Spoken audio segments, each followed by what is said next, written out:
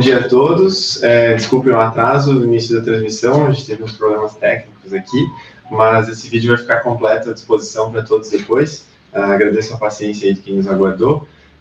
Adilson, bom dia. Bom dia. Obrigado mais uma vez por ter aceito o convite. Já vou direto ao ponto aqui, então, do nosso assunto, né? Bom, imposto de renda da pessoa física, né? Começou a nova safra. Começou a nova safra, eu acho que essa época do ano é a época que eu vejo, assim, muitos amigos, parceiros, contadores que ficam numa rotina, assim, né, enlouquecedora. Muitas vezes as pessoas que não organizaram nada durante o ano, começam a ter que correr tudo, atrás de tudo agora, né? E, enfim, então a gente vê que é um tema bem importante para muita gente, né? Então eu vou começar aqui trazendo umas perguntas, uma pauta mais básica que a gente preparou, só para a gente começar a discussão mesmo. E quem tiver dúvidas ou quiser colocar perguntas, pode ficar à vontade também para colocar aqui, depois a gente pode ler e até responder alguma coisa ou encaminhar a resposta depois. Bom, Adilson, então, obrigado mais uma vez. Para quem não conhece aqui, quem não é de Santa Catarina, o Adilson é ex-presidente do nosso Conselho Regional de Contabilidade, um profissional muito respeitado aqui no nosso estado e que a gente tem muito orgulho que está trazendo para o nosso portal.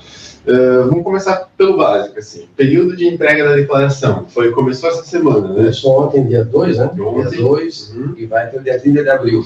Aí a gente sempre pede para o pessoal deixar para a última hora para evitar problemas aí. Já começa por aí, né? Perfil do brasileiro que costuma deixar no último dia, né? A gente tem um movimento engraçado, né? E muita gente corre do início agora, aí depois todo mundo some do pedaço, aí lá pelo dia 10 de abril parece que o mundo vai acabar, aí todo mundo volta. Só lembra, né, da pendência.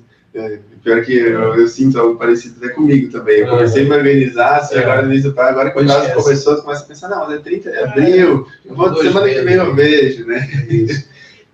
Mas se alguém perder o prazo, assim, perder o prazo de transmitir, como é que funciona? É um problema sério, porque perdeu o prazo, aí 0 hora, né, e 1 segundo do dia 1º de maio, a pessoa já vai estar incorrendo no atraso e na multa mínima de R$ 165. A multa mínima, esse valor não muda, assim como também não muda nos últimos anos a tabela de imposto de renda, a faixa de isenção. A gente vai passar aí, se Deus quiser, por 2020, por uma reforma tributária. Tem 3 no Congresso, 2 sendo discutidas, talvez uma seja aprovada, né? E aí a tabela precisa urgentemente ser alterada, né, ser aumentada. Então, vai ter uma multa mínima de 1,6574, podendo chegar até 20% do imposto devido. Então, a gente não pode bobear, porque o valor pode aumentar muito. Sim, sim.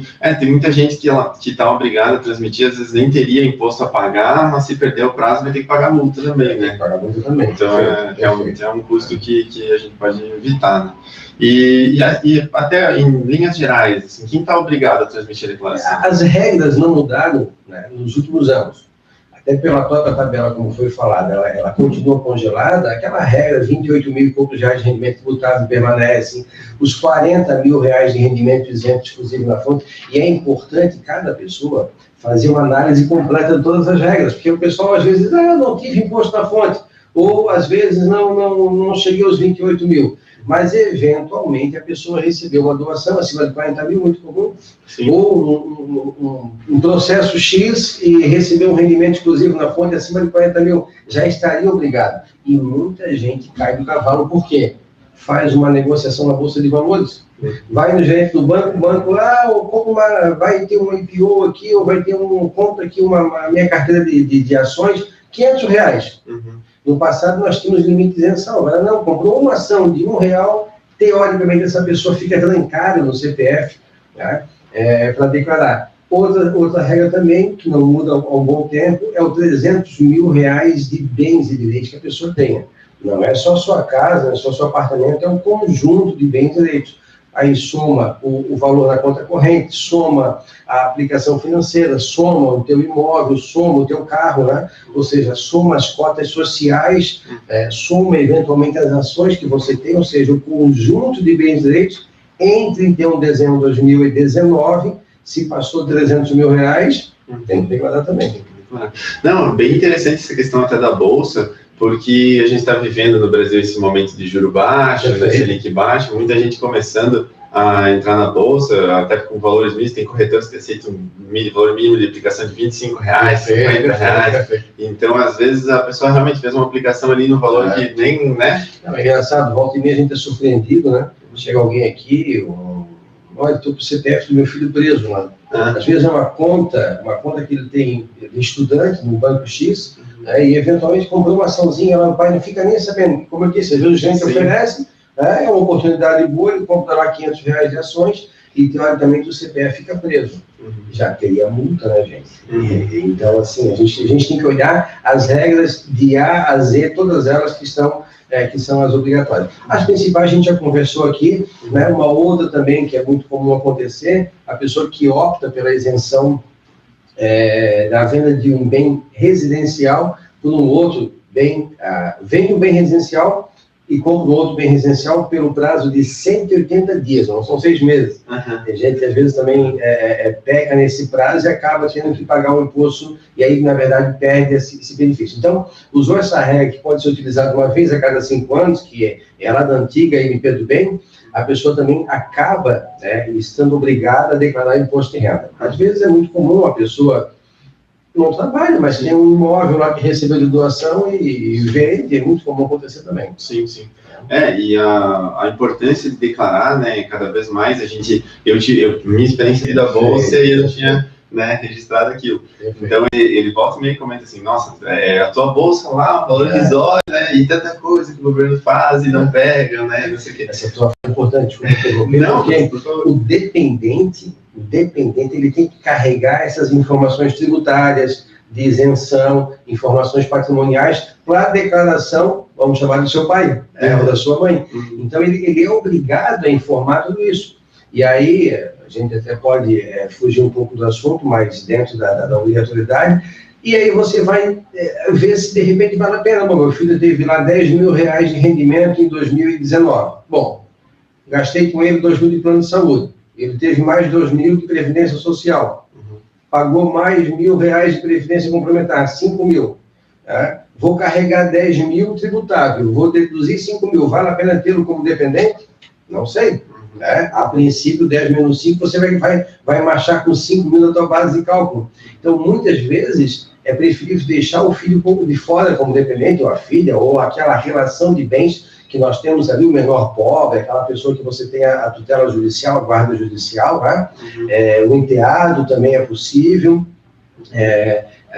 filho, a esposa, filho até 24 anos, se cursar universidade, até 21 normal. Então, assim, carrega essas informações para a declaração de quem está declarando, para utilizar essa dependência.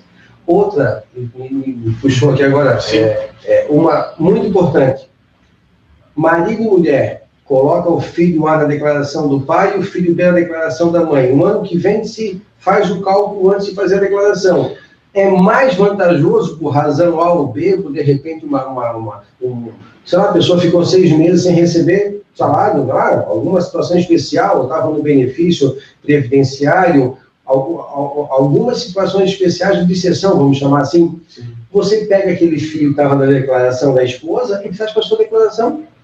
Tem gente que pergunta, mas posso fazer isso? Pode mudar todo ano, sem nenhum problema. Lógico, desde que seja utilizado o dependente uma vez, só em cada declaração. Eventualmente eu faço isso sempre, eu tenho alguns contribuintes aqui que a gente sempre dá uma olhada e olha, é melhor colocar o filho na declaração da esposa ou do esposo, tal, exatamente porque pode variar de um ano para o outro. Até no imposto de renda da pessoa física existe um certo espaço para algo como um planejamento tributário, né? Perfeito. Sempre. É interessantíssimo, né? Por isso também é importante contratar um contador, né? Porque a gente é suspeito de falar, mas muita gente acaba pagando imposto de forma indevida exatamente por isso. E aqui eu vou tocar no assunto que de repente a gente pode voltar à organização. Semana passada, um amigo nosso me ligou e falou, eu puxei, porque não é novidade, mas a gente volta a reforçar, que é a declaração pré-preenchida. Você clica no programinha, declaração pré-preenchida, para quem tem o certificado digital, ele puxa do ECAC da Receita as informações de fonte pagadora, aquelas informações que foram para a DIF, por exemplo, e aquelas informações de dedução de plano médico, despesas médicas, que as empresas entregam a DMED, que é a declaração da área médica. E esse meu colega disse, Adilson, mas não está tudo aqui. Eu falei, nem vai estar. Primeiro porque era antes do dia 28 de fevereiro, né, que o prazo encerrou dia 28. Sim. Segundo, a organização. Eu sempre falo, deixa um envelopezinho, bota um malotezinho, deixa uma gavetinha na tua casa lá e guarda todas as informações. Gente, se acontece comigo, que sou chato em ter todas essas informações por perto, a gente esquece o que fez. Peraí, eu comprei aquele carro, foi ano passado, né? Aquela aplicação que eu fiz, será que foi ano passado? Aquela doação veio em 2018 ou 2019. Sim. Você acaba esquecendo aquele bem que eu vendi, que eu comprei, aquela diferença, às vezes ganha em capital de um ano do outro. Então, assim, é importante as pessoas guardarem essas informações, porque, vamos lá, foste lá no médico, de tua preferência, ele não atende pelo plano de saúde. O que vai acontecer? Você vai pagar uma consulta particular. Perfeito? Antigamente a gente saía com a notinha fiscal dentro do bolso, né? Hoje essa nota fiscal vai por e-mail, tá? Então a empresa geralmente manda por e-mail tantinho. E pode ficar no spam, você pode esquecer. Então assim, anota, faz o TED via banco de pagamento, nem paga em espécie, faz o TED para deixar documentado e para te fazer lembrar no ano seguinte. Chega em casa, bota lá no papelzinho, joga dentro do malote, dia tal, pagamento fulano de tal e bota no malote. Se no ano seguinte você baixar a pré-preenchida, legal. Se você não baixar, tem o documento ali. Aí, tem essa nota fiscal aqui. É fácil de você verificar pela data, ir na empresa, verificar o teu e-mail, verificar o spam. Então, assim, a gente brinca, mas é 27,5%, mas, gente, R$300 já economiza R$100. R$100 é meio tanque de gasolina, já faz diferença sobre uma consulta. Sim. Então é importante sempre organizar. Sim. Não, com certeza. Até porque até me corrija se estiver errado, mas a Receita pode até te solicitar essas informações até anos depois, né? Perfeito. Então, ainda é mais importante o arquivo, né? Às vezes 3, 4 anos depois, como é que você vai lembrar, né? É importante, até que você cair em malha fina, antigamente a gente saía daqui com o documento debaixo do braço e ia lá na Receita, falava com o fiscal, entregava para ele, analisava. Eu sou do tempo, né? Pode não parecer, mas todo o tempo que eu ia lá e o fiscal pegava a pastinha do contribuinte, sério, ele pegava a pastinha do contribuinte aqui, analisava, fazia uma cópia do documento e analisava, e ele mesmo andava na malha. Hoje não é assim, ou é virtual, ou é processo presencial, e isso sobe. Geralmente não é analisado quem é de Floripa, não é analisado em Floripa. Para São Paulo, para Brasília, outras, até para evitar que a pessoa conheça a Deus, que conheça o contribuinte. Puxa, isso aqui é meu tio, estudei com ele, é meu amigo de futebol, né? É primo da minha esposa, então. Lá em São Paulo vão julgar, e aí eles querem documento, que a tua fala é importantíssima. Se não tiver o documento que comprove, mas Adilson, se tem o documento, tens o TED do pagamento, e a empresa não comunicou, tu vai pensar isso, o documento real, o documento verdadeiro, a empresa vai ser chamada pela Receita, ela que vai ser notificada. Então é importantíssimo, aguarda o documento, e aí fugindo do assunto, mas fica começando a guardar o documento, né? É difícil até de explicar, mas... Imóvel, você faz uma reforma no teu imóvel. Tem que guardar por 5 anos, igual a despesa médica? Não. Tem que guardar por 5 anos após a venda desse teu imóvel, porque a Receita pode... Então, vamos supor, ano 2000, você comprou um apartamento. Aí tu derrubou a parede, fez não sei do que, tu tocou o piso, tu botou não sei do que, botou gesso, e assim foi. Gastou lá R$100 mil, com nota fiscal, com alvará de construção, com todo aquele rol de obrigações que nós temos que guardar. Beleza, tá a pastinha com o documento bonitinho. 2025, você vende o imóvel, apuro do ganho de capital. Tem que guardar até, teoricamente, até 2030, 2031. Nossa. Então, vai ser só que loucura, vai ficar com 31 anos aquele documento ali. Né? Então, a gente tem que se perceber e se antenar nessa guarda do documento, é importantíssimo. Às vezes, no detalhe mesmo, às vezes, a diferença, né? O que a gente vinha conversando antes até disso, mudanças desse ano, na declaração de imposto de renda, teve alguma coisa nova, assim, que a gente não, inclusão esse ano, que a Receita passou a exigir ou alterou? A principal mudança esse ano, que vai doer um pouquinho no bolso das pessoas, é a falta de previsão legal, porque a lei encerrou 31 de dezembro de 2018, da dedução da despesa previdenciária da empregada doméstica. Então, é R$1.000 e poucos, lá, 1.100, que é alguma coisa, que são o valor de janeiro a dezembro, incluindo a 13ª de férias, da empregada que você eventualmente não vai mas poder compensar. Essa é a principal diferença em relação ao ano anterior. Tem dois projetos de lei no Congresso, mas os nossos excelentíssimos lá não aprovaram, então vai ter que marchar. Nossa. Né? Mas às vezes o aumento do imposto ele é indireto, ele é descontido. Com certeza. Vamos falar mais de depois também. Tem isso aí, alguma coisa legal também, a questão da restituição.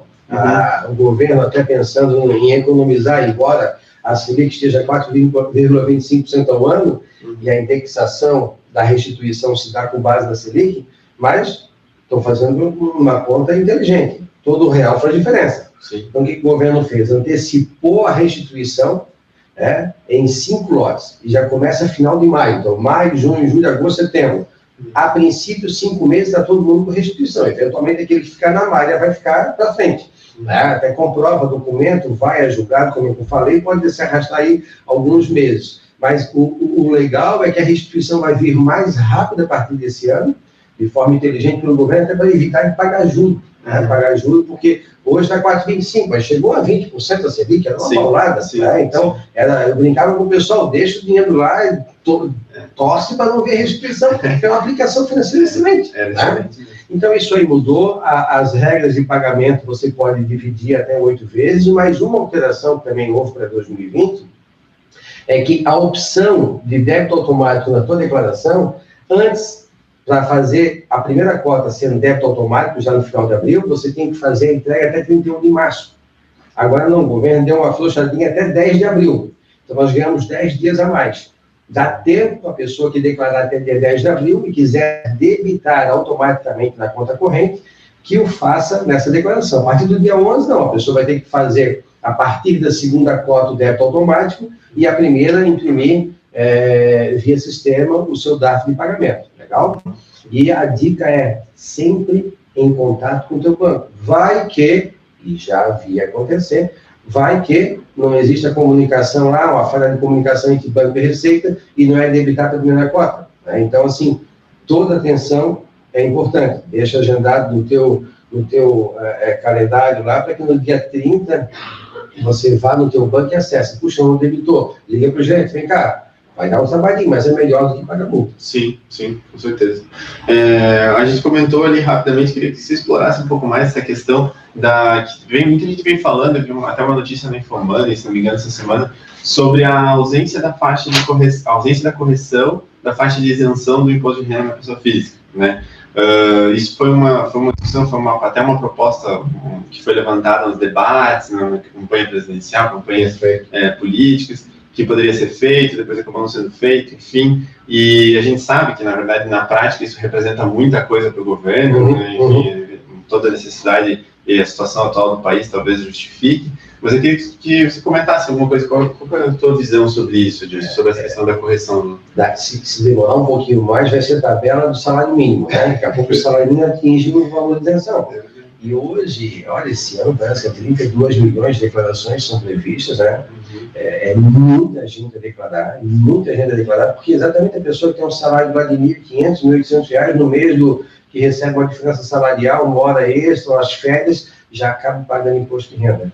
E assim, não é trabalhar contra o nosso trabalho, né? Não é ir contra o nosso trabalho, mas é difícil, de fato, né? Eu nunca me esqueço um senhor, há muitos anos atrás, ele era porteiro de um prédio, teve a retenção do imposto de renda dele, uma mixariazinha lá, e outra regra importante a gente se antenar, a pessoa tem que declarar para restituir de volta aquele valor que é recebido, não vai te mandar um cheque para tua casa. Sim. Então, eu recebi 20 mil reais de renda tributável, por exemplo. Tive lá 15 reais de imposto de renda na fonte. Não tenho mais nada daquelas outras regras que a gente já conversou aqui. A pessoa tem que declarar para pegar os 15 reais dela de volta. E olha o custo do Brasil para você fazer uma declaração dessa. E o pior, naquele tempo o cidadão não tinha conta bancária. Aí ele foi no banco, o que o banco fez? Deu cartão de crédito, deu talão de cheque, a pessoa se endividou toda. E o pior que na época ele botou meu telefone até hoje, eu recebo mensagem ali, fulano e tal, compareça para regularizar. É uma coisa assim difícil, né? Então, começa por aí, tá? Segundo, imposto de renda, de fato é sobre a renda, né, Henrique? É sobre a renda. Então, nós temos lá o presidente Bolsonaro, na época da campanha, ele falou: 5 salário mínimo é o que eu vou brigar para ter isenção. Não depende só dele.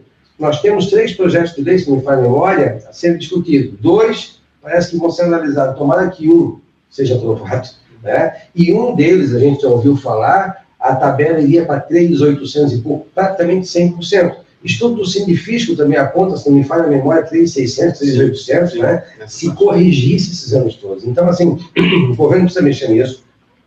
Ele fala que vai tirar a tabela de 27,5, a alíquota de 27,5 passar para 25, vai dar uma enfraquecida nessas alíquotas iniciais e vai fazer com quem paga mais, porque a ideia do governo é exatamente essa, é tributar essa faixa de consumo numa situação mais baixa e tributar a renda numa situação um pouco mais alta, para quem de fato ganha, e essa vamos dizer assim, sucessão, herança, né? Transmissão, isso aí o governo quer tributar, assim como é no exemplo americano também. Então, eu sou favorável, já demorou, né? A responsabilidade está com o Congresso mais uma vez, de fazer essas reformas, ou melhor, essa reforma, e que de fato seja uma reforma que venha amenizar o bolso de todo mundo.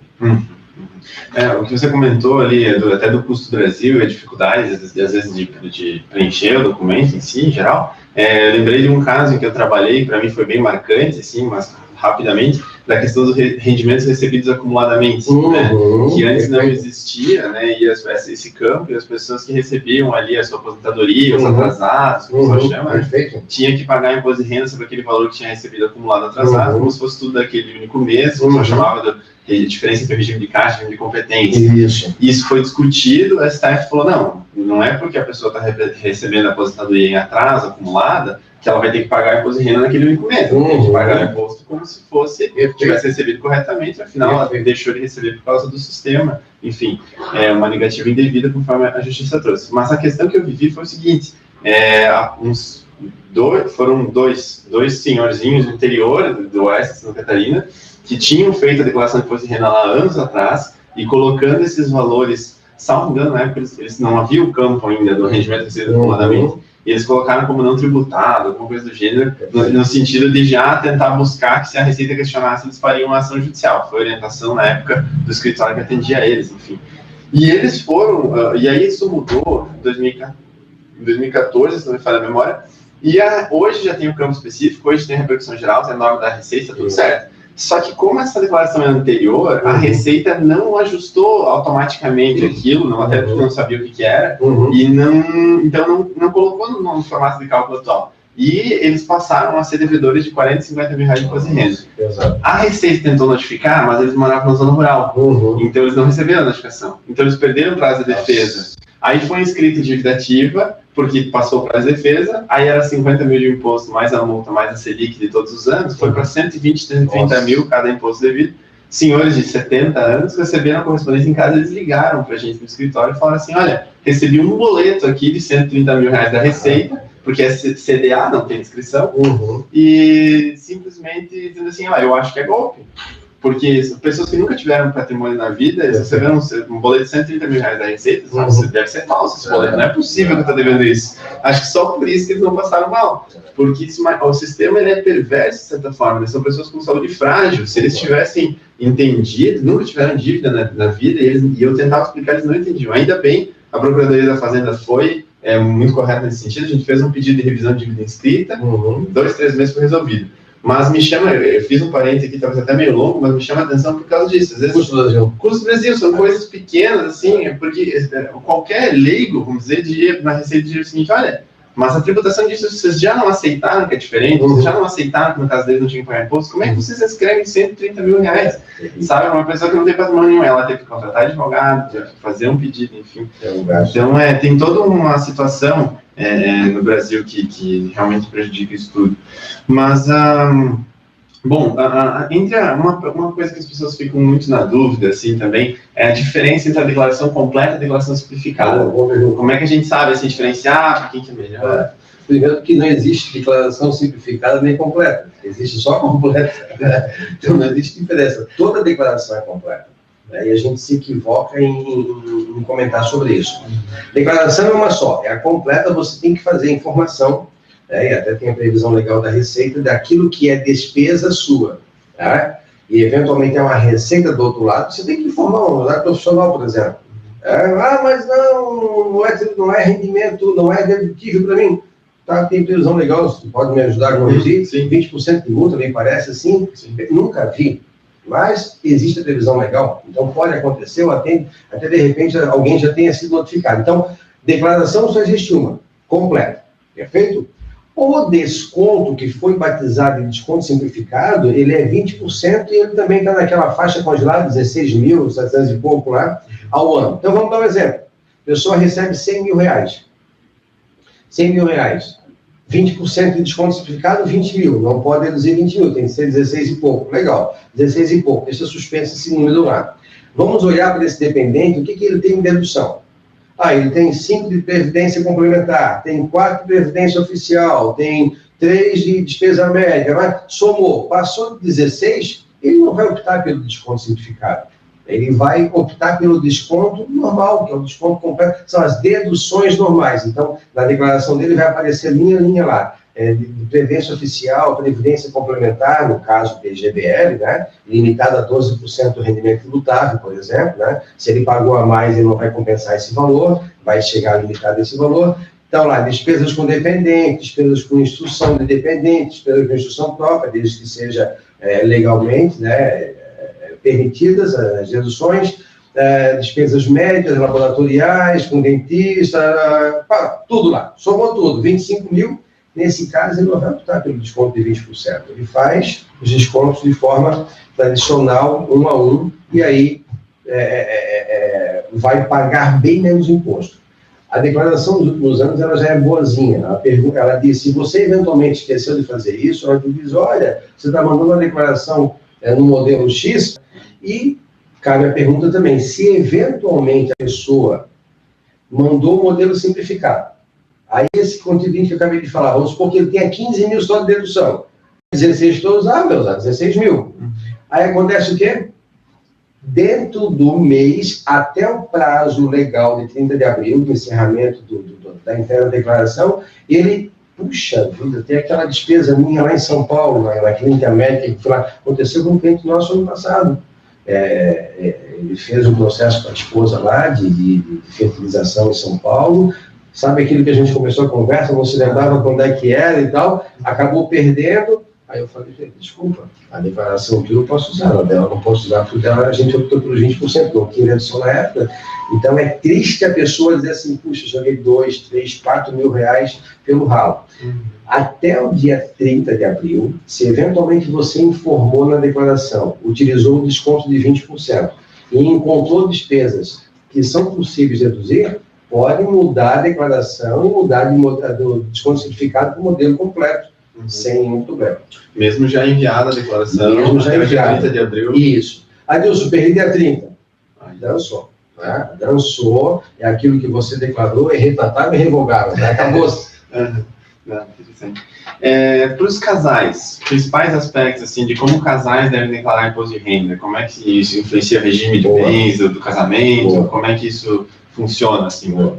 Já vi casais pagando também um imposto de renda a mais, porque, lembra que a gente falou sobre os dependentes? Joga na esposa, joga no marido, muda de ano para ano, totalmente legal isso, desde que seja utilizado um dependente só por declaração, ou aquele dependente por declaração, sem nenhum problema. E aí a pessoa acaba dizendo, eu tenho um caso aí que eu estudei um tempo atrás, e a pessoa diz, a gente sempre fez assim. Gente, é importante, a cada ano é uma nova realidade.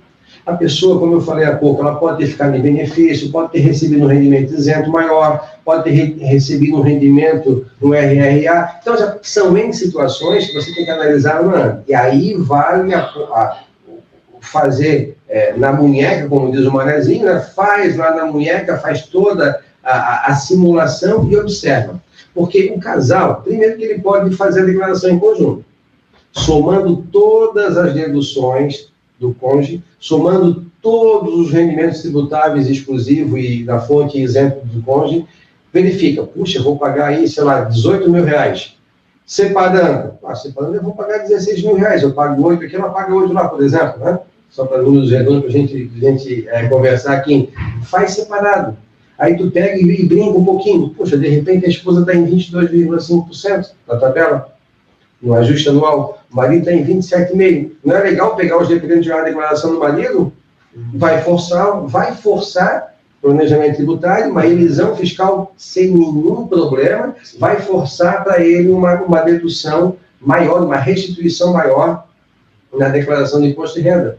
Então, assim, é importante o casal sempre observar. O que fez no ano não quer dizer que ele vai repetir no ano seguinte. Olha o teu histórico. Às vezes acontece, a pessoa fica desempregada, a pessoa sai, né, por razões A ou B, ou às vezes a mãe ganhou neném, pediu as contas, não quer trabalhar, acontece isso normalmente. Né? Uma pessoa realmente passa no concurso público, já pede a demissão, fica alguns meses sem receber rendimento, baixa a sua faixa de tributação, tá? Então, cada caso tem que ser analisado e de fato, requer às vezes parece ser tão simples, né? Uma declaração, é uma única fonte de renda, vou fazer assim. Dá uma atenção especial, faz esse cálculo. Por isso que é importante dominar essa legislação, e se não souber, baixa lá o e-book da Receita, Perguntas e Respostas, são quase 800 perguntas e respostas para você se deliciar. Não achou lá, vai lá na solução de consulta e brinca lá na cozinha. Não achou, chama o Henrique lá para te ajudar. Procure ser advogado. Não, muito bom, muito bom. Então, Adilson, uma outra dúvida, essa bem atual também, eu acho que até pode ter alguma influência esse ano, questão dos bitcoins, das criptomoedas, né? Legal. Foi outro mercado que eu acho que até ganhou uma certa, apesar de ter, enfim, aconteceram vários golpes aí que a gente vê, foram vários os casos que eu vi notícias, enfim, de pirâmide financeira, mas ao mesmo tempo muita gente buscou também comprar bitcoins, criptomoedas, por ser um investimento simples, fácil de fazer e acreditar numa tecnologia, enfim. Como é que a Receita está... Como é que eu registro isso hoje? Eu coloquei o valor lá em bitcoins, como é que eu faço? Boa pergunta. Criptomoedas, bitcoins, você declara sempre o valor histórico. Aquilo que a gente comentou das despesas lá, de guardar a documentação, guarda toda a documentação comprobatória dessa negociação. Geralmente a gente compra de corretora, mas eventualmente pode comprar de pessoa física. Guarda a documentação, guarda o TED que você fez via banco. E o mais importante, você tem que registrar sempre por rendimento pelo valor histórico. Tá? Então, em janeiro de 2019, eu comprei lá 2.000 bitcoins, a empresa tal, paguei R$4.000. Legal, R$4.000. Chegou em junho, eu comprei mais R$5.000 de bitcoins lá da empresa Y. Legal. Custou quanto? R$10.000. Então, 10 mais, sei lá, a gente deu 4.000 aqui, R$14.000. E aí, em 31 de dezembro daquele exercício, você vai computar o que você tinha, eventualmente, de saldo com aquilo que você comprou de valor histórico. Deixa o mais descrito possível, o mais... embora a gente tenha uma limitação de caracteres, né? Mas deixa o mais claro possível. E guarde essa documentação, se for o caso, eu sempre aconselho, abre lá no teu Drive uma pastinha, por mês ou por operação que você fez, e guarda essa documentação. E aí você lança isso na sua declaração. Ao vender, tem a regra de até R$35.000, que é considerado bens de pequeno valor, no mês. Vendeu 35.000, até 35.000 de bitcoins, está isento de declarar, está isento de apurar o ganho de capital. Tá? Se a pessoa vendeu acima desse valor no mês, aí tem que pagar o imposto de renda normal, ganho de capital na alíquota de 15%. Baixa o programa da Receita Federal e faz essa apuração. Olha o que eu falei, bens de pequeno valor. A pessoa vendeu R$30.000 de bitcoins, e vendeu uma moto 10.000, 40.000, já passou de 35.000, já perdeu a isenção naquele mês. Então tem que observar todas essas regras, parece ser, às vezes é tão simples, mas é um emaranhado de informações, a gente tem que se antenar em tudo. Tá? É que é cada coisa que tem que lembrar um detalhe de cada lado. E até lembrando, né, que foi agora em janeiro de 2020, as corretoras começaram a declarar para a Receita Federal essas informações. Aquilo que era mais ou menos assim, meio no ar, né? Agora já tem um olho atento na Receita Federal. E daqui a pouco eles criam aí para o Airbnb, Uber e tudo mais, e vão pegar o pessoal aí, né? Que tem esses rendimentos. E também a gente pode falar sobre isso em algum lugar. Não, perfeito. Até esse exemplo da informação para Receita é legal ressaltar mesmo, porque as pessoas às vezes não têm noção desse cruzamento de informações, né? Às vezes eu não preciso declarar, mas não tem noção de que a Receita pode buscar essa informação em outro lugar. Eu tive uma situação na advocacia de um cliente que recebeu colocou como se ele tivesse recebido uma doação no imposto de renda para fins lá de ajuste, não sei qual que foi a ideia deles na época, mas a Receita Federal então passou essa informação para a Receita Estadual, e a Receita Estadual veio cobrar dele o ITCMD que ele deveria ter pago, então, se ele teve essa doação. E aí, antigamente, talvez, ou naquele momento eles fizeram isso, eles não imaginaram que essa informação ia chegar na Receita Estadual, né? Colocava lá para a Receita Federal, aquilo não envolvia tributo federal e estava tudo certo. Hoje em dia já não é mais assim, né? As coisas já têm esse... Já há um bom tempo, né? Eu me recordo. Eu acho que eu estava como presidente do conselho, a gente fez alguns eventos com a Cefaz aqui no estado. Aqui no estado, declarou, mais direto, tá? Inclusive até a esposa de um amigo nosso que trabalha nesse setor, né? Pelo menos trabalhava na época, tá? Ela era contadora também, e ela viu, a gente tem aqui um convênio com a Receita Federal, recebemos o banco de dados, e automaticamente, pode ter doação, já sei nós somos amarela. Só fica aguardando a DF e o pagamento do dado, tá? Porque muita gente acaba confundindo a isenção, a imunidade, da doação. O Henrique doou 1 milhão para o filho. Legal, não tem problema nenhum, desde que o filho receba por 1 milhão e ele saiba por 1 milhão, não tem ganho de capital, 1 milhão declarado, rendimento isento do lado de quem recebeu, doação do lado que fez a doação, sem nenhum problema. Aí tem que olhar para o Estado. Você que é do outro Estado, se antene em relação ao ITCMD. Aqui, antigamente era ITCM, né? E aí começou o desenho de doação. Então, o imposto de transmissão causa morte e o de doação. Então, tem que ficar atento que esse imposto pode chegar até 8%. Muito bom. Bom, sobre investimento em ações, a gente até já comentou, né? Então, a questão a gente teve também uma onda, assim, vamos chamar assim, de empreendedorismo no Brasil nos últimos anos, né? Muita gente também, em razão, às vezes, de situações de desemprego, acabam começando a empreender, tem seu próprio MEI. E aí, qual que são, assim, dicas, destaques importantes, assim, para quem é MEI, o que ele tem que se preocupar na hora de declarar imposto de renda? Excelente pergunta. E gera dúvida, tá? Muita dúvida. Vamos lá, primeiro, o MEI. Microempreendedor individual. Geralmente, ele recolhe, contribui para a Previdência Social sobre o salário mínimo. Então, essa renda dele, teoricamente, não daria nem tabela de imposto de renda, ainda, se não dá tabela, e não daria a obrigatoriedade sobre essa regra dele declarar.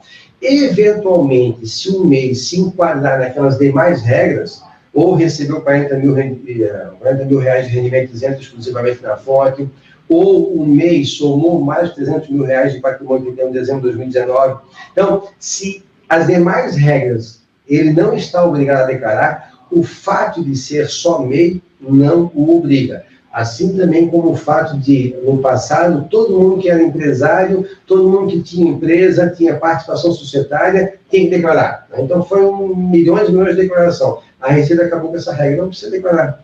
Só se você tiver um enquadramento nas demais regras. Então, obrigado, declara, independente de ser empresário ou não. E também lá no passado, cooperativa de crédito, não sei se tu lembra, né? Obrigava, não obriga mais, há muito tempo não obriga mais. Eu tenho uma cota na cooperativa X, R$1.000 de capital social lá, não te obriga mais. Isso já nos últimos anos. Então, o MEI, se ele não estiver obrigado nas demais regras, o fato de ter contribuído sobre um salário mínimo mensal de janeiro a dezembro, também não vai carregá-lo na obrigatoriedade de fazer imposto de renda. Posso fazer? Claro que pode fazer, sem nenhum problema. E aí, a gente sempre brinca, porque o MEI é até complicado de explicar, né? A lei o dispensou de contabilidade. Mas só que agora ele vai ter um problema. Vamos pensar um MEI que todo mês recebeu 5 mil reais. Quem recebe é o CNPJ. Ele, de fato, ele tem um rendimento daquilo que ele contribuiu, que é vamos botar 1.039 nesse ano, né? 1.045, mudou agora em fevereiro do salário mínimo. Muito bem. 1.045, mas tem uma diferença, não tem? Ele fez uma latinha de 5 mil, né? Ou declarou 5 mil, para 1.045, essa diferença é lucro? Posso declarar? Não, porque não tem contabilidade. Se ele tiver contabilidade, ele vai declarar. Se não tiver contabilidade, aí ele cai, a Receita falou que ele cai naquela presunção do lucro presumido. Utiliza as faixas de 8% para comércio, 32% para serviços, 16% para serviços não regulamentados, e aí a pessoa acaba perdendo uma grande faixa de comprovação, eventualmente, de uma evolução patrimonial. Vamos supor, no MEI, vamos dar um exemplo claro, R$1.000 por mês, 1.039, agora 1.045. final do ano dá 12 mil, vamos arredondar, 12 mil e pouquinho. Tá, compra um carro de 20 mil, como é que ele conseguiu? Aí faz a presunção, ele tem atividade de comércio. 8% do rendimento dele anual vai dar uma mixariazinha, não vai chegar nos 20 mil. Mas, de fato, houve uma renda. Né? De fato, houve uma renda, porque ele botou o nome dele lá, recebeu no CNPJ, caiu no banco dele e usou. A gente sabe que o meio é dessa forma, mas a comprovação disso é que é complicado. Então, vale a dica também. Contate o contador do meio e faça essa comprovação. Ele vai lá e faz a contabilidadezinha dele rapidamente e ele vai justificar que dos 5 mil ele tirou despesa A, B, C, D, E, F. Sobrou lá 3.890, menos o prolabore, sei lá, 2.800 e pouquinho. 2.800 e pouquinho, está no banco da pessoa, fica transferido para ele, fez um TED. Um lucro distribuído que até então, né, a reforma tributária quer tributar, até então é distribuição isenta do imposto de renda e previdência social. Então a pessoa até, inclusive, consegue comprovar aí na sua avaliação patrimonial. É bom destaque, né? Porque as pessoas às vezes acham que tem alguma só vantagem, vamos dizer assim, ou que tem alguma vantagem nessa questão de não precisar ter a contabilidade, né? Mas na verdade tem menos informação, né? E a informação, na verdade, pode ser a tua necessidade. Essa informação poder ser útil, poder ser interessante para você, né? Bem legal esse destaque também.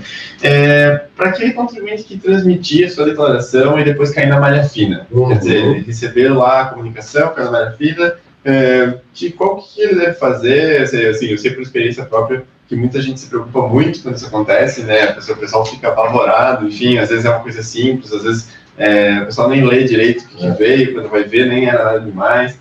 Mas, assim, quais são as suas dicas, assim, sobre como lidar, se cair na malha fina, o que vão fazer? Porque eu arrisco dizer que de 2% a 5% de contribuinte vai cair na malha fina. Tá? E às vezes são esquecimentos bobos, como eu acabei de falar no início do nosso bate-papo, uma despesa médica, tá? E é muito comum vamos voltar àquela situação da importação da declaração pré-preenchida, né? Sabe que eu falei para você do envelopezinho, do malote, da tua gavetinha, para guardar esse histórico do ano que se passou? Vamos supor que o Henrique saiu daqui, foi na Universidade A, fez uma palestra lá com seu vasto conhecimento e eles pagaram pelo R$1.000.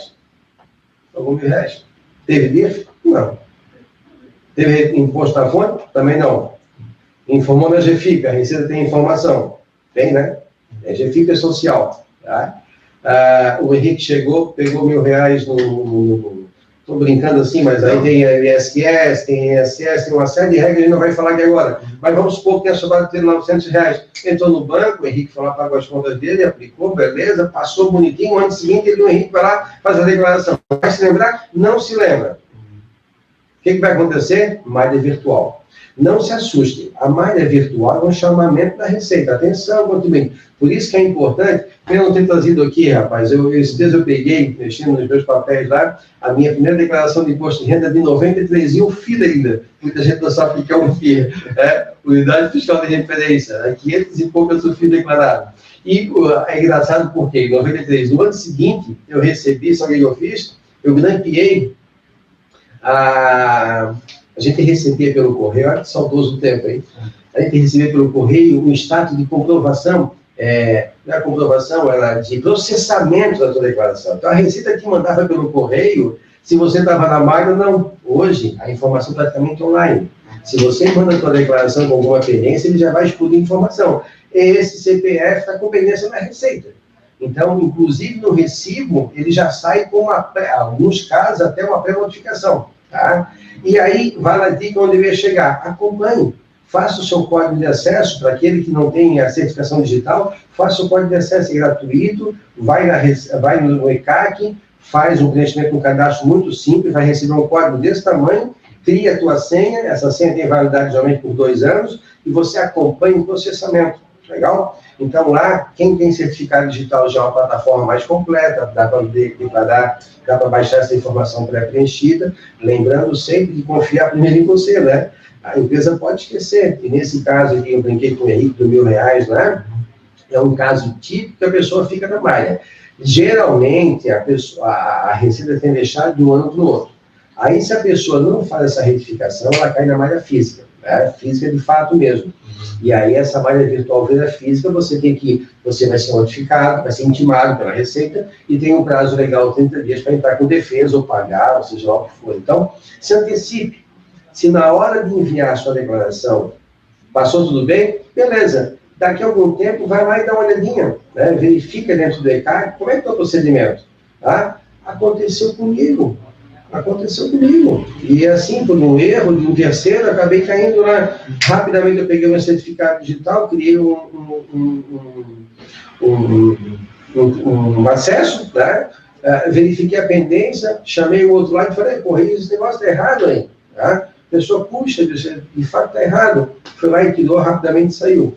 Se não acontece, a Receita vai me chamar, tá? Por uma consultação do terceiro. Aí aquilo que a gente falou, vai ter que fazer processo, protocolar, esperar não sei quanto tempo, isso não é julgado na tua cidade que tu fez, nem no teu estado, geralmente, é encaminhado para outro estado. Então, assim, a malha, tá? A malha e a Receita, ela tem alguns pontos importantes de malha. Tá? Eventualmente, despesa médica não tem limite de dedução, mas se a pessoa, sei lá, ganhou 100 mil, sei lá, vamos dar um chute aqui, gastou 25% da sua renda, 25 mil de despesa médica, pode chamar atenção e essa declaração fica no... Tá? Até, em alguns casos, ela não fica nem na malha ainda, ela fica lá sob a atenção da Receita, chama uma luzinha amarela piscando lá. A Receita vai a DEMED, vai pegar as informações, não bateu, de fato, o cara teve uma comprovação aqui, passa batido, vai processar e não vai nem cair na malha.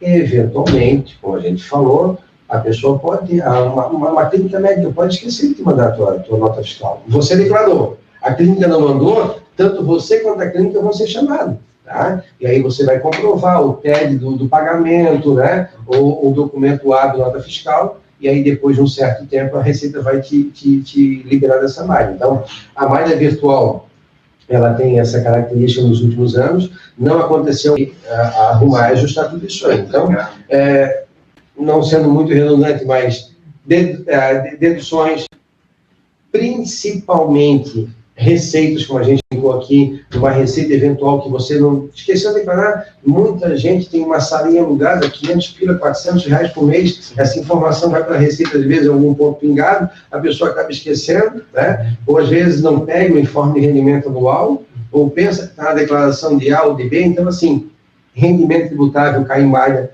muito bem lembrado, RRA, vai cair em malha, tá? Doações, as doações com benefícios do FII e tudo mais, pode cair em malha, deduções do dependente, pode cair em malha, tá? Então, assim, toda atenção especial, faça, confira e envie sem nenhum problema. E acompanhe, tem que acompanhar, né? Não, tá ótimo. Adilson, então, a gente, assim, para a gente finalizar, acho que deu para explorar bastante coisa aqui. Se alguém que estiver nos assistindo quiser deixar uma dúvida aqui no chat, a gente também pode ler, pode responder agora, responder depois, enfim. Mas eu queria aproveitar, já que a gente está contigo aqui, para aproveitar um pouco até da tua experiência, da tua visão, assim, e aí eu queria te pedir inicialmente o seguinte, assim, eu sei que a gente já tratou muito, já falou de vários assuntos aqui hoje, talvez algumas coisas até a gente já seja até repetitivo, mas assim, dicas para o contribuinte, o contribuinte, o pagador, o que você vê assim, no teu dia a dia, o que mais é a maior dificuldade do contribuinte, assim, o que você recomendaria para as pessoas? Eu gostei bastante dessa dica da gaveta, inclusive porque é algo simples, né? Não precisa nem buscar o documento, você tendo só a informação, a data, para quem foi, o que era, guarda ali, depois você busca. Pagamento em TED me ajuda muito também, você já trouxe isso para a gente, porque depois fica fácil de buscar. Mas, assim, são pontos de organização. Mas esse seria a maior dificuldade? O que você vê como a maior dificuldade do contribuinte? Assim, o que você... Bem isso mesmo. A gente tratou sobre isso e eu volto a repetir. Uhum. Eu venho falando dessa gaveta, desse malote, desse envelope já há muito tempo, né? Exatamente por sofrer, Henrique. E é muito comum, já volto a repetir, se acontece com a gente que está no dia a dia ali, né, que já está um pouco treinado para isso, imagina um contribuinte normal, ele não vai se lembrar o que fez em janeiro do ano passado, fevereiro do ano passado, até em dezembro agora, já se passou 3, 4 meses, ele acaba esquecendo. Se ele tem esse controle, se ele tem essa gavetinha, esse malote, esse envelope, para ele vai ser muito importante. Tá? Muita gente também acaba caindo em malha, por quê? Contrato de compra e venda. É proibido? Não, não é proibido. Dia 30 de dezembro, Eu dou R$5 para comprar o teu carro. Declaro lá que comprei o carro do Henrique, e R$5 para ele. Ele me entregou a chave, o restante eu vou pagar em 2020. Perfeito? Tem que declarar? R$5 nem está brincando que não, né? Mas, teoricamente, sim, declara. A Receita Federal, o que ela carrega de informação é o regime de caixa, aquilo que entrou no teu bolso e, eventualmente, aquilo que saiu do teu bolso. Então, atenção para essas dicas. Muita gente, a gente chega aqui com a escritura pública, eu aqui, isso é um apartamento. Que apartamento é esse? Escriturei agora. Ela comprou faz 5, 6 anos, vem pagando, nem se toca de mandar para a contabilidade, né? Então, assim, regime de caixa. Saiu o pagamento, contrato de compra e venda, fez o pagamento, a Receita não se importa. O registro, a legalidade de ter cartório, registro de imóvel, isso é um outro detalhe, né? Vai fazendo os pagamentos, até para que vá. A regra é clara. Ganhou 100 mil, né?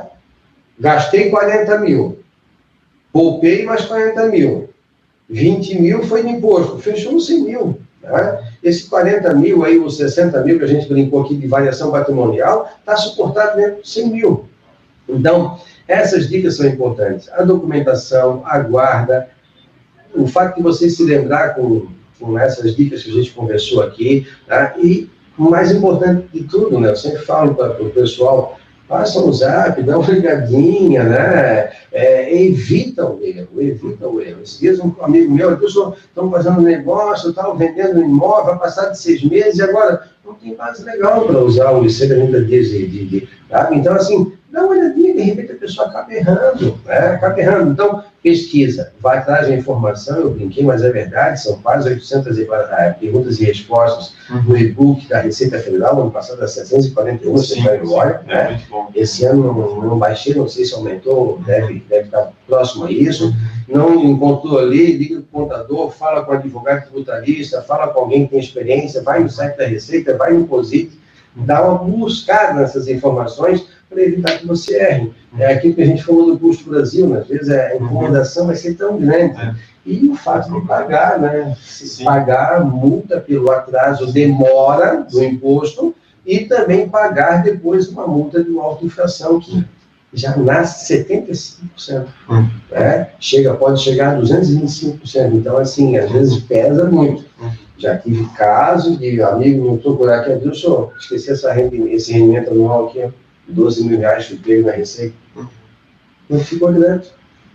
Então, assim, são N casos que a gente acontece, detalhes. Né? Então, é importante sempre ter controle e guardar essas informações, manter viva esse contato aí com o teu profissional durante o ano mesmo. Estou pensando em fazer aquilo, vou comprar ação, né? A ação no mesmo dia, é intraday, 20% de multa, não é no mesmo dia, não é intraday, 15%. Onde é que paga esse imposto? Paga no mês seguinte. Muita gente erra, né, de não pagar o carnê-leão dentro do mês, do período de vencimento, a gente não falou sobre isso, aí chega na declaração, eu digo, olha, meu amigo, eu não mandaria, é um crime tributário, né?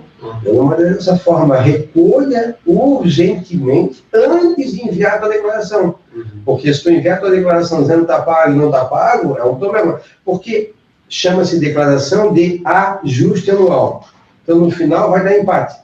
Né? Pagou, paga a diferença, pagou, restitui, então ou zera, para zerar mesmo. Então o ajuste é anual, tá? Mas tem regras que te obrigam a fazer o pagamento mensal, ganho de capital e carnê-leão, isso é importantíssimo. Uma outra coisa, né? Pessoas que têm fonte de renda, né? Ontem eu fui procurado por um médico, amigo nosso, que a esposa alugou um imóvel, tá? R$1.500 mês. R$1.500 mês. Tem que pagar carnê-leão? Teoricamente não, porque ela não tem outras fontes de renda para o carnê-leão. Então não vai pagar. Só que esse R$1.500 mês é 18 mil no ano, que aí vai dar uma paulada no ajuste anual. Ele veio comentar comigo, eu brinquei com ele, aplica esse dinheirinho, né? Tu trabalha com o teu jurinho, no final lá dá um jantar com a tua esposa de correção.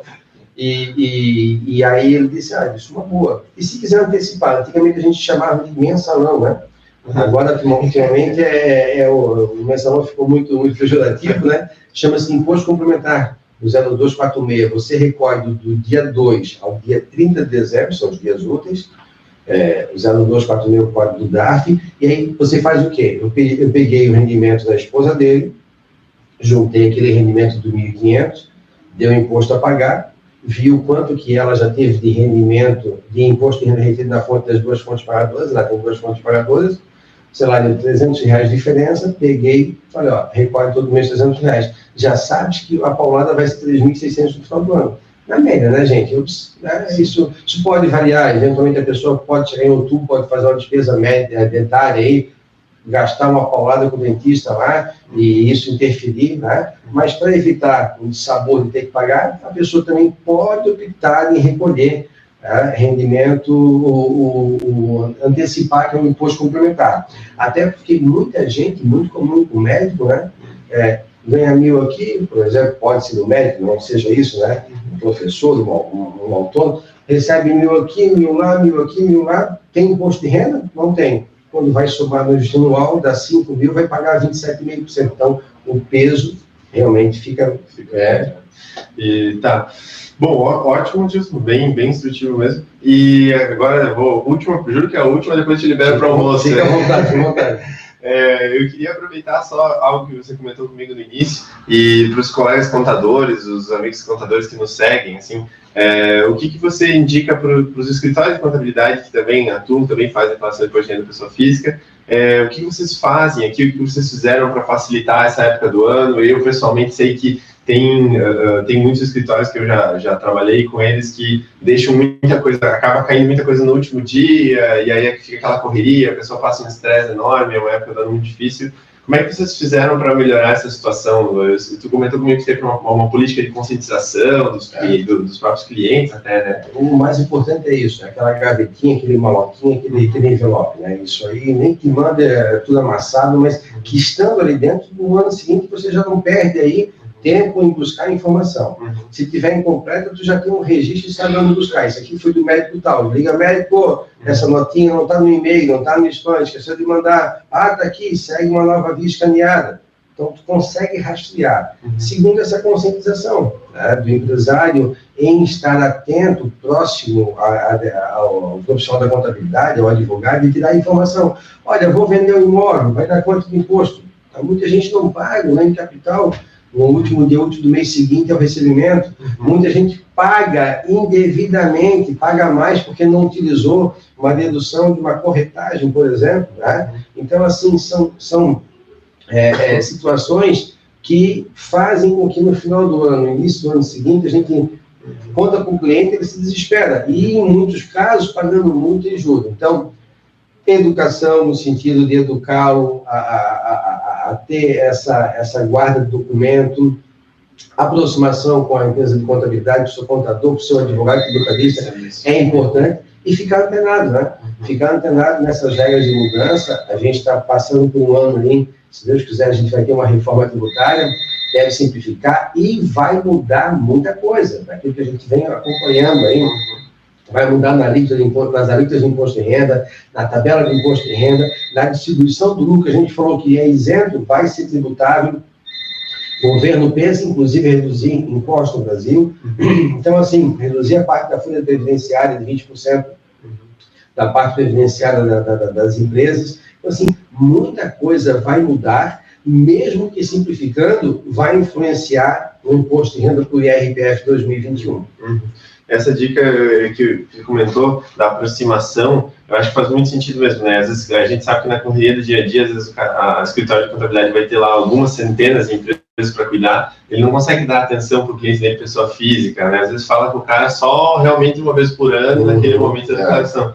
Talvez, se o próprio contador buscasse, vamos dizer assim, manter um contato mais próximo com esse cliente dele, né?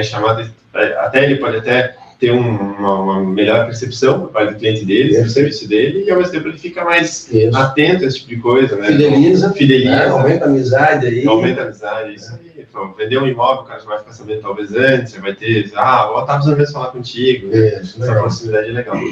Bom, muito obrigado a todos que assistiram, né? Mais uma vez, desculpem aí o nosso probleminha técnico no início, mas acredito que o conteúdo compensou, porque eu mesmo gostei bastante, aprendi bastante aqui. Então, muito obrigado mais uma vez, Adilson. Sei que a agenda está Henrique, fico lisonjeado, né, com o convite, e parabenizo você e o Lucas pela iniciativa. Né, esse mundo virtual é algo apaixonante, né, a disseminação de conhecimento é algo fantástico. Então, assim, parabéns por essa nova plataforma e essa nova educação. Estou à disposição, espero que o pessoal tenha gostado aí, tá bom? Um abraço a todos vocês, obrigado. Pessoal, quem por acaso não conseguiu assistir o vídeo todo, ele vai ficar disponível no nosso canal do YouTube. E para quem gostou, deixa o seu curtir aí no vídeo que ajuda a gente. Se puder se inscrever no canal também. E até a próxima.